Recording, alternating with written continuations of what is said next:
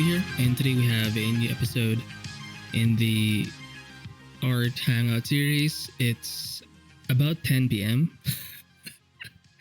I was just scrolling through Twitter, and let's talk about this because, as you can see, hopefully you can see this, but millennials living through Y2K. I'm not sure what Y2K is.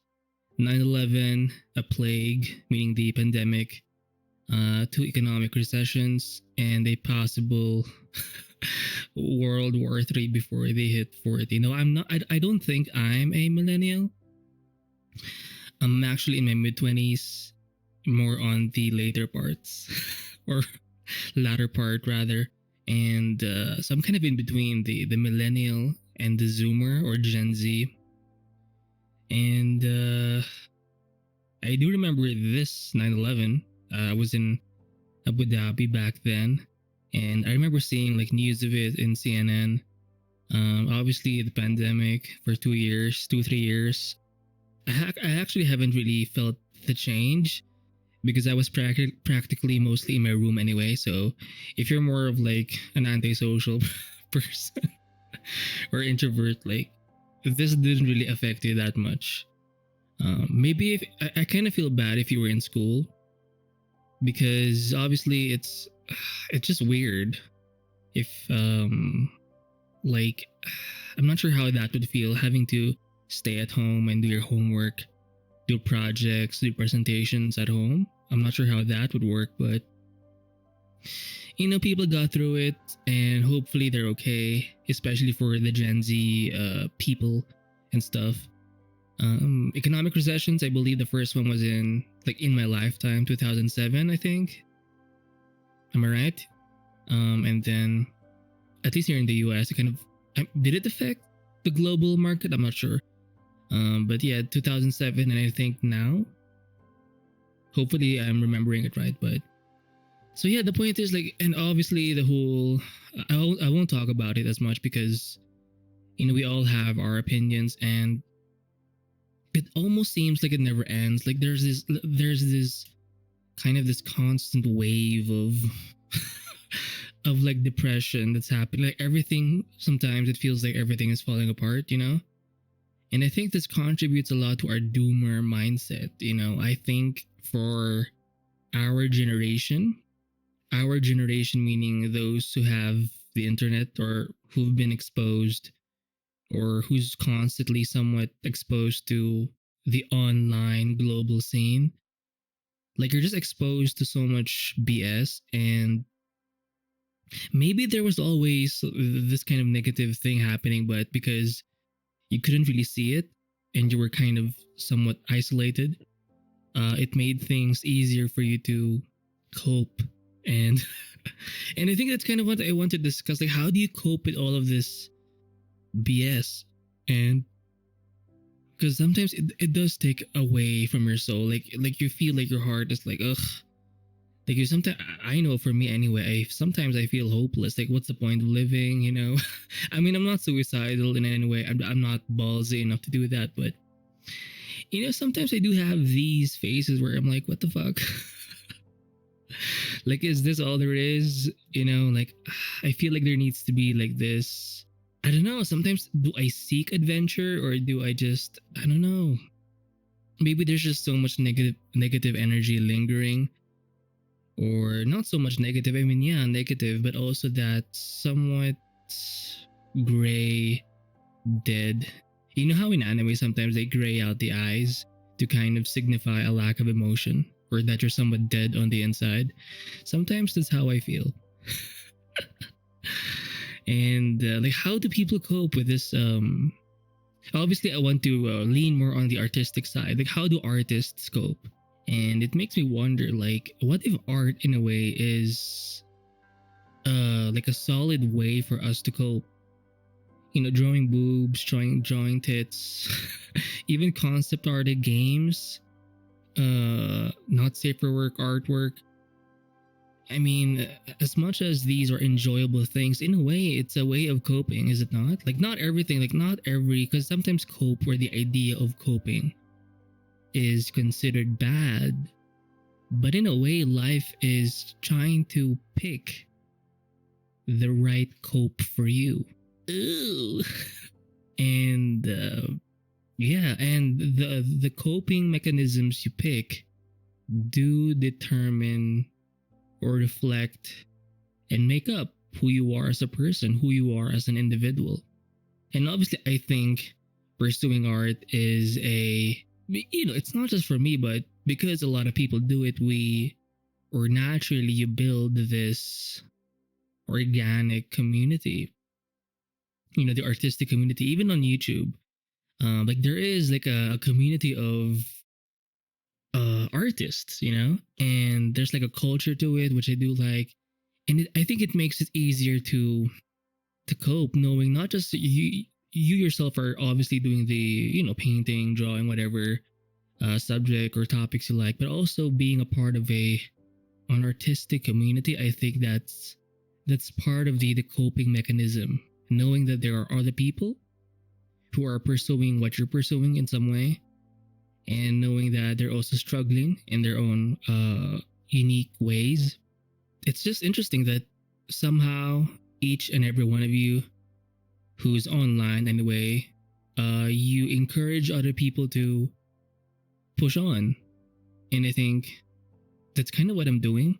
Whenever I encourage people to push on, it's just me talking to myself sometimes, but other people hear it and they kind of see it, understand it, and then they do it themselves, So there's this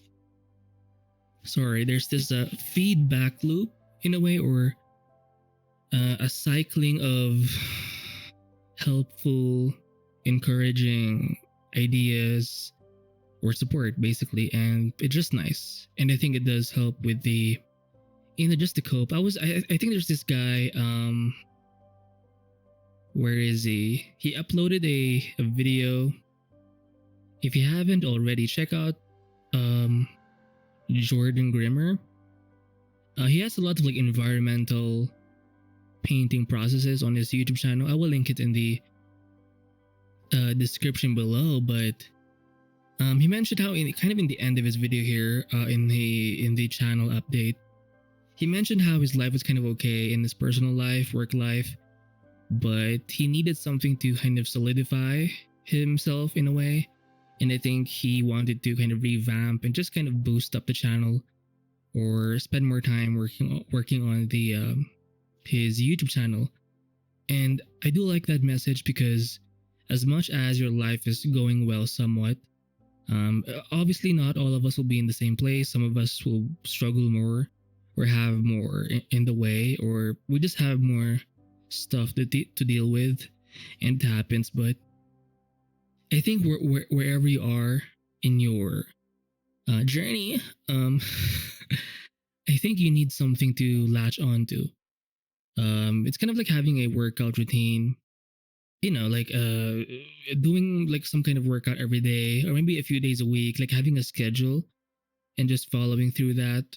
It just helps you to hang on to something, because sometimes your mind feels like you're not always being attentive when you live out your days. But if you have a solid routine that you decided on beforehand, I think that can help make life a lot easier.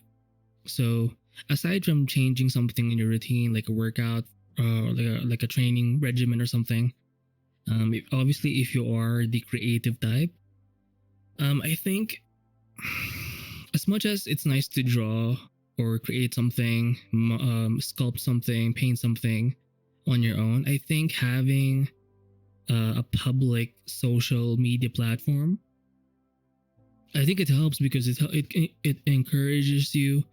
It encourages you to share something, and not so much share, but I think like people somewhat depend on you to show up in a way. Like you feel this need to be like you're somewhat held accountable to some extent. Just because if you have like a channel, say a YouTube channel, you feel a need to post videos because someone subscribed, so it kind of feels like like you have to do it. So I think adding more or adding this kind of social responsibility attached to your artwork, I think can help you cope in a good way. You need something to solidify or to hang on to. You need a foundational thing to kind of tie your life in together, because sometimes we ride our lives in seasons, in waves. Sometimes we're on the highs and sometimes we're on the lows.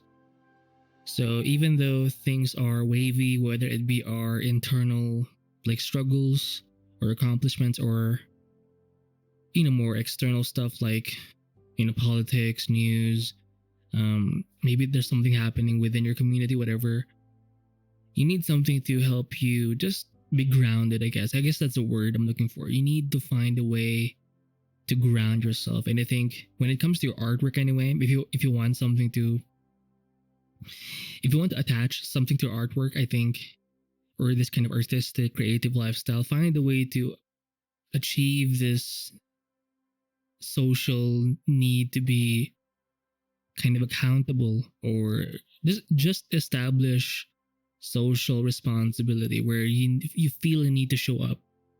And because I think it just helps, it helps pull you into doing something, because not everything is a push thing where it starts from you. Sometimes people expecting things from you, maybe like it could be anyone. When people, like, we tend to sometimes, not always, but sometimes we do, or we put in more effort when we do things for others than we do things for ourselves.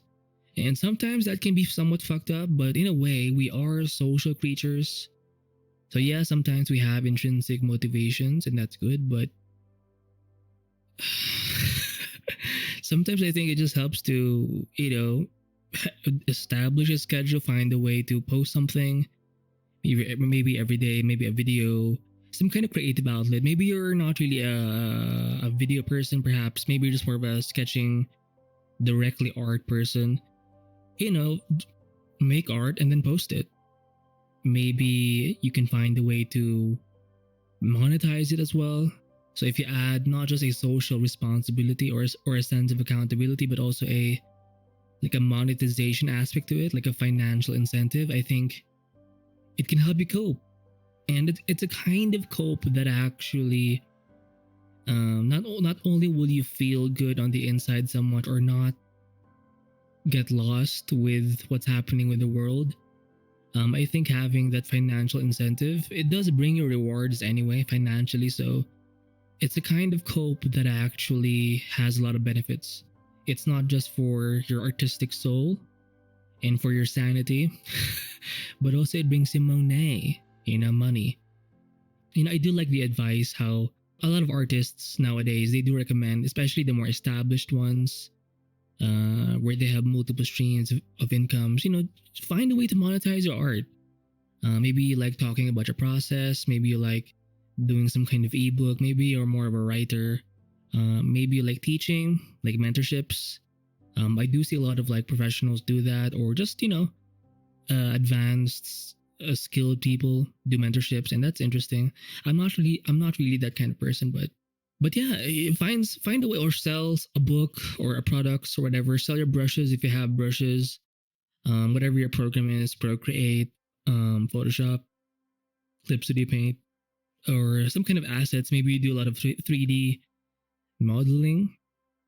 I do see a lot of people sell like kit bash packs, where it's basically a bunch of different like models, where you can use parts of it and combine it and kind of essentially bash it into your own models. And it's a great way to save time and add a bit of like flair to your or not maybe flair, but some more information to your projects, whether personal or professional. So maybe that can help to find a way to monetize your stuff. And yeah, find ways to cope. I do agree that in a way art is a way of coping, but I think it makes us who we are. We're kind of a weird community, but it's just, we have to do this, because if we don't do this, our lives are going to be super empty. Well, hopefully not that empty, but especially if you're not doing well in other areas in your life, obviously try to work on those too, whether it be your health, your fitness, your finances, your career. Maybe art is also your career, who knows? Or your relationships, your family. There's so many things to work on. And if you're lacking in pretty much all of it, like, oh my, like, bruh, for me, aside from my art, my training, exercising every day, I have been gaining something, noticing some slight gains, but I feel like I'm a bit more. I'm not really good at managing my calories, so I'm getting on the heavier end where my gut is basically getting larger. It's not I'm not that fat, but I'm skinny fat basically. But I'm very glad I can lift heavier a bit now. Not that heavy, but at least, oh yeah, I feel better because not only do I have something to latch on to, training most every day. It's not always that intense. I just like to, lift weights and do sometimes calisthenics or whatever, dips, pull ups. But nowadays, I like my dumbbells more and my bench. So yeah, aside from the fact that I have something to cling on to in terms of my, exercising and stuff like that, the fact that I'm making progress and I can notice the progress, not just in terms of, the physical changes, but also the actual performance. Like I can lift more and I can see the strength that I've gained just by sticking to something. It helps with the coping mechanism, knowing that you're making progress. I think I remember hearing this from a Tony Robbins. I know these types of motivational speakers are kind of cringe sometimes, and they're affiliated with like multi-level marketing schemes and stuff. But it doesn't change the fact that he mentioned this idea how if you want to be happy, like one of the ways to be happy is to make progress. And if you notice yourself making progress constantly or frequently, or it just feels good knowing that you're headed somewhere, even if you're not clear with where you're going, definitely or exactly, just knowing you're pushing on and actually taking steps forward in some kind of direction that's positive, I think it does help you cope with life. And it does bring in a bit of, some of that fluffy, nice emotions, meaning happiness and joy. And you find ways to make progress.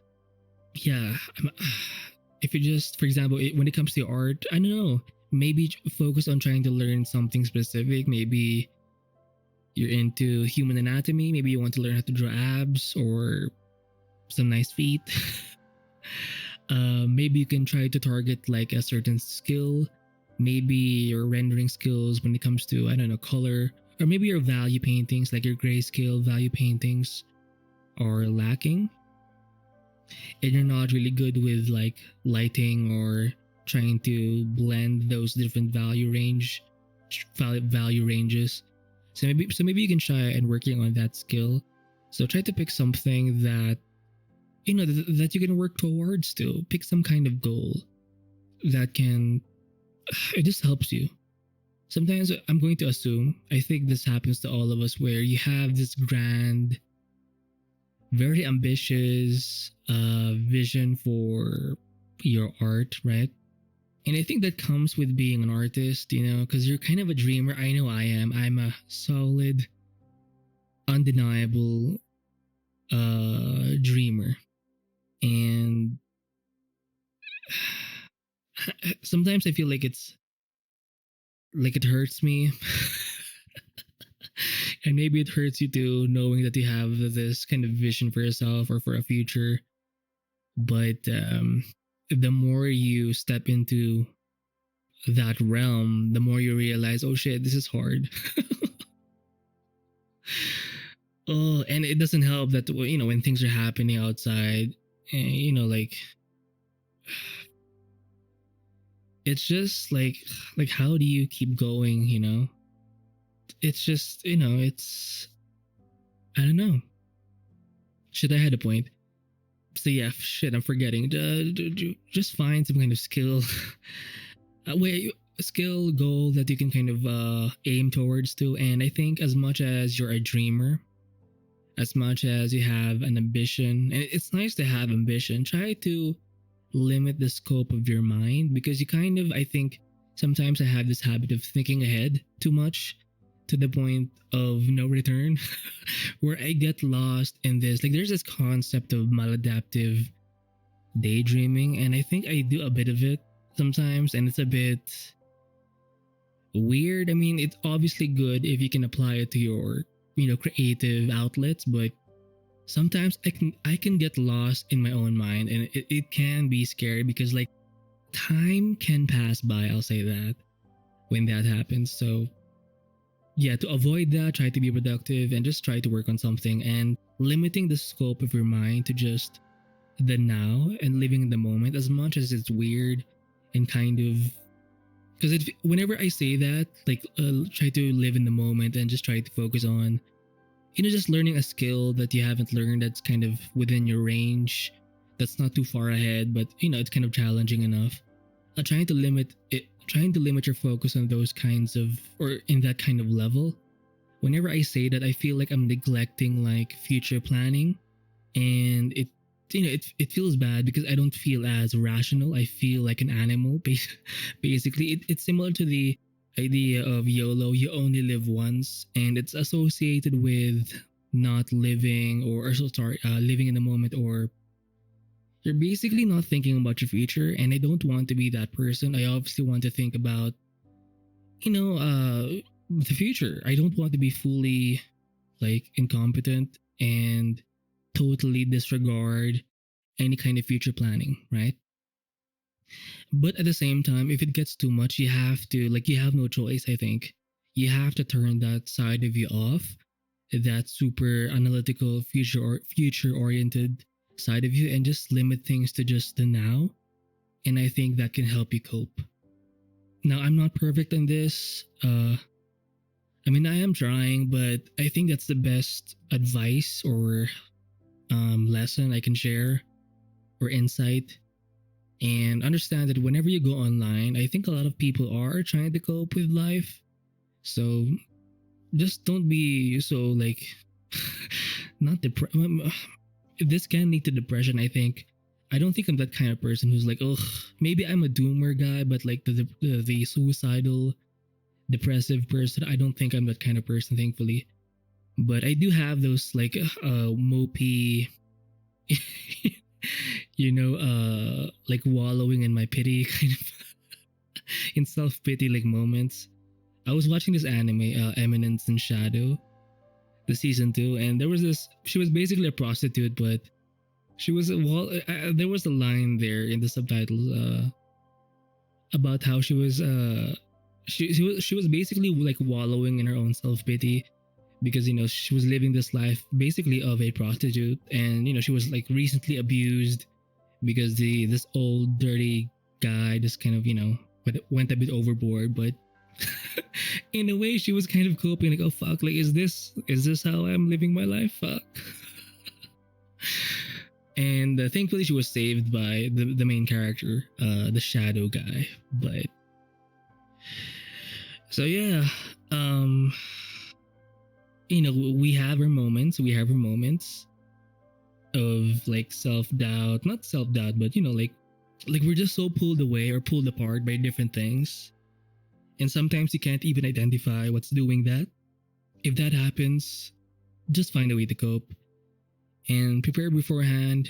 You can prepare by obviously having a routine, and I've talked about different ideas in this talk of mine, in this hangout session. So yeah, hopefully they help you in some way. At least, hopefully you've learned at least one thing, or hopefully you've gained at least one helpful insight. And yeah, good luck. I'll see you in the next video, and let's cope together. I'll see you in the next one. Bye.